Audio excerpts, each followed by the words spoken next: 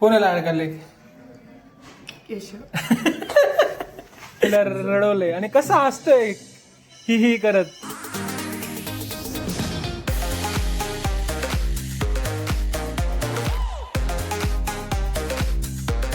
काहीच आहे बघा का मम्मी नाही का जेवण नाही करते आणि पोरगा एवढं काम. माझी तब्येत बरोबर नाही माहिती आहे का मित्रांनो. मला डॉक्टरने 8 वाजता जेवण करायला लावले पण कामामुळे मी लेट आलो.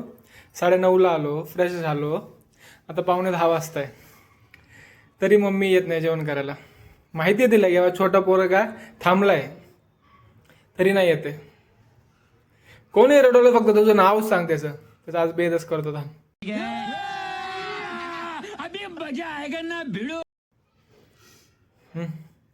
तुला माहिती आहे आम्ही काहीच करू शकत नाही.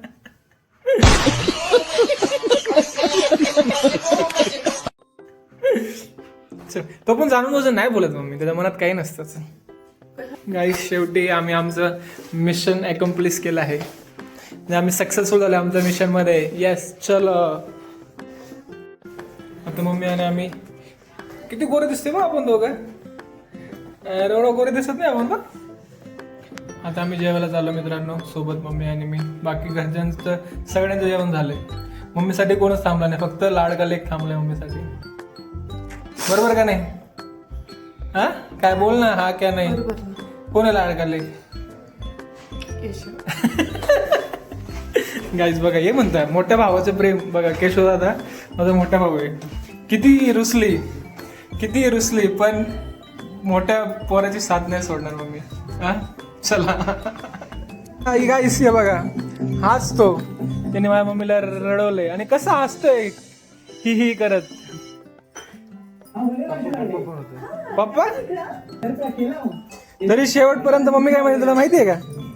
मी म्हणालो आमच्या दोघांमध्ये लाडका लेक कोण? म्हणले केशव माझा लाडका लेक आहे. केशव माझा लाडका लेक आहे. बाकी घरच्यांचं सगळ्यांचं जेवण झालंय. वहिनीचे पण थांबले आहे. वहिनीचं पण जेवण बाकी आहे. आम्ही 3 जण थांबलोय म्हणजे वहिनी मी आणि मम्मी.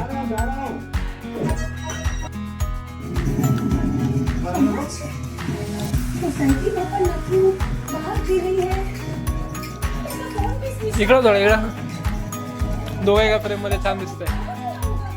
स्माइल.